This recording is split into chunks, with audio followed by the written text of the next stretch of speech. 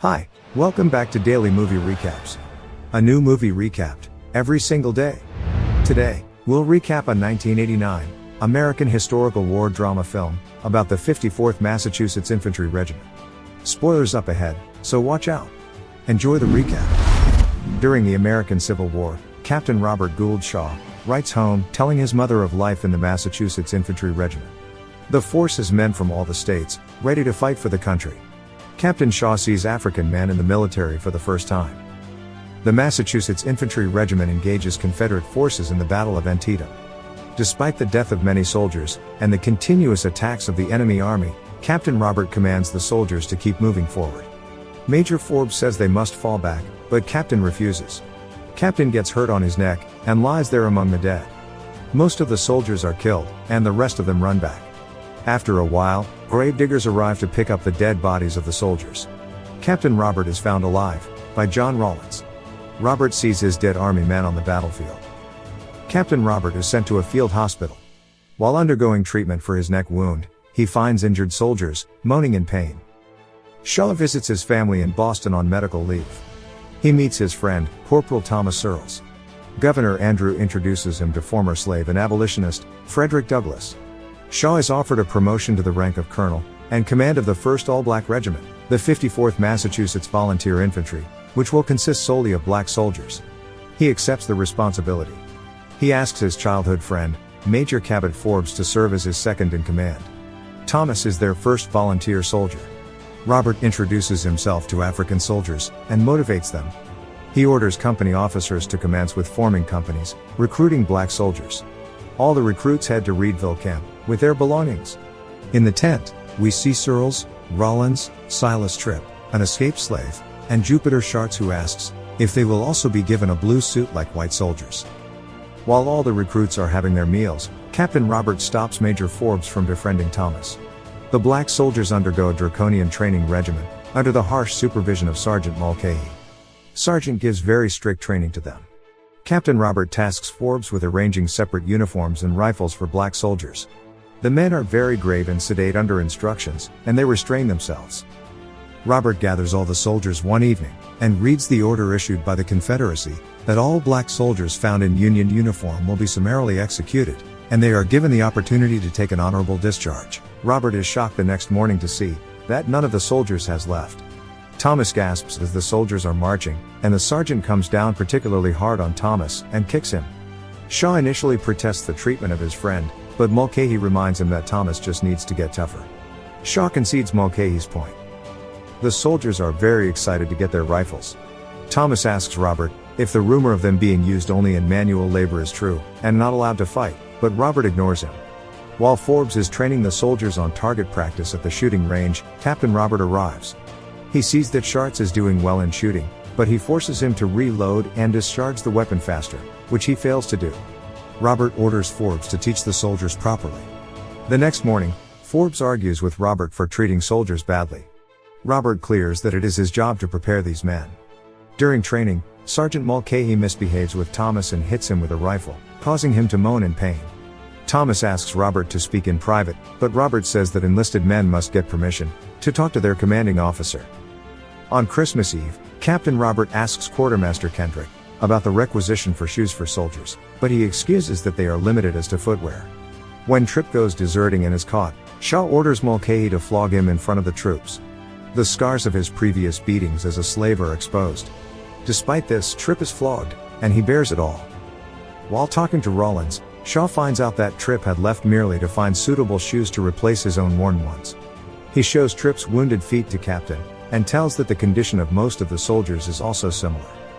The next morning, Robert belligerently confronts the quartermaster in his office, and finds out that indeed shoes and socks were in stock, but had not been given to the black soldiers, because of their race. The captain treats Kendrick strictly, and the quartermaster has to obey him. The soldiers are overjoyed to get their new shoes. Captain Robert informs the soldiers, as per the federal government's order, that they will be paid $10 per month, instead of $13. The enraged soldiers refuse to take pay and tear the slips in protest, and Captain Robert also tears his slip, in their support. This fills all the soldiers with enthusiasm. After this, Captain distributes blue uniforms to all the soldiers. This makes them surprised. The regiment parades through the town. Seeing the black soldiers in blue suits, people shout and encourage them. The 54th completes its training, and while on their way to South Carolina, Rawlins is awarded the rank of sergeant major. The regiment arrives in Beaufort, South Carolina. The contrabands are surprised to see them march like white soldiers. The 54th is paired with the 2nd South Carolina Volunteer Infantry Regiment, commanded by Colonel James Montgomery. On the way to joining the main front in South Carolina, the 54th passes through the town of Darien, Georgia, where Montgomery orders them to destroy the town. Shaw initially refuses, citing the order as illegal, but relents under the threat of having his command taken away. Shaw continues to lobby his superiors to allow his men to join the fight. They compulsively burn down the town, on the command of the captain. All their duties since being activated involved building and manual labor, and their morale is low. Captain Shaw writes to his father for help. Tripp gets into a fight with some white soldiers, but Rawlins interrupts and stops him. In the evening, Tripp addresses Robert in a toxic manner, and calls Rawlins a white man's dog, causing Rawlins to slap him. Shaw confronts Harker and Montgomery and threatens to report the smuggling, looting, and graft he has discovered, unless Harker orders the 54th into combat. The soldiers march towards their first battle on James Island. All the men form a firing line, and the front ranks begin firing, leading to a bloody confrontation with many casualties, causing the remaining enemies to flee. All the soldiers rejoice for their early success, but the enemy army returns, and starts firing again. During the battle, Thomas is wounded but saves Tripp from being killed by an enemy. Many enemy soldiers are killed, and the remaining enemies flee. Robert finds Thomas injured, and advises him to return home for medical leave. Thomas refuses, and asks him to promise that he will not send him back home. The next morning, Captain Robert meets Tripp, and offers him a commendation, as he fought very well, as per Sergeant Rawlins' recommendation. But he refuses, and says that no matter who wins or loses in this war, what will the soldiers get from it? The next day, General George Strong informs Shaw and his superiors of a major campaign to secure a foothold in Charleston Harbor. This will involve assaulting the nearby Morris Island, and capturing its impenetrable fortress, Battery Wagner. The fort's only landward approach is via a small strip of beach with little cover, and the 1st Regiment to charge is sure to suffer extremely heavy casualties. Shaw volunteers to have the 54th lead the charge. General Strong doubts if the regiment has that much strength to take the charge, as they haven't slept for 2 days. Shaw confidently replies that they will be ready.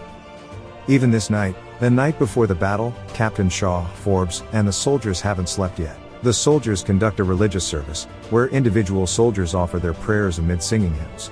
During his speech, Jupiter Sharts wishes to fight with a rifle in one hand, and a religious book in the other, so he can die without fear, as God Almighty is with him. Rawlins prays, thanks God for everything, and asks for God's help. Tripp makes an emotional speech, and tells that 54th is his only family. Shaw is ready for the battle, and so are the soldiers. As they march to the beach, white soldiers encourage them. Shaw looks to the fort, and sets his horse free. Soldiers cheers for Shaw. He asks them if the soldier carrying the flag falls, who will lift the flag, and carry on. Thomas comes forward. As the 54th leads the charge on the fort at Shaw's command, heavy casualties ensue on the beach, as artillery fire smashes through the ranks. Captain Shaw commands them to take cover in the dunes, and to wait till dark to advance. As night falls, the bombardment continues. Shaw advances to the outer fences with the soldiers, but most of them are killed. Shaw attempts to urge the men forward, but is shot several times and killed. Stunned, the soldiers stay where they are, until Tripp lifts up the flag, and rallies the soldiers to continue on. He is shot several times while doing so, but holds up the flag to his last breath. Forbes takes charge of the regiment, and they are able to break through the fort's outer defenses, but find themselves greatly outnumbered once they are inside. Enemy cannons fire at the group of men, killing them all. The morning after the battle, we see the beach littered with bodies, as the Confederate flag is raised over the fort. As the corpses are buried in a mass grave, Shaw and Tripp's bodies fall next to each other. The closing narration reveals that Battery Wagner was never taken by Union forces. However, the sacrifice of the 54th, which lost nearly half its men in the battle, was not in vain, as their bravery inspired the Union to recruit thousands more black men for combat. Their participation would be credited by President Abraham Lincoln, as an important factor that enabled the Union to achieve a final victory over the Confederacy. Please leave a like, or comment, to let us know which movie you would like to watch next. And don't forget to subscribe, and turn on your notifications. This way you'll never miss any movie recap again. Thanks for watching, and stay safe.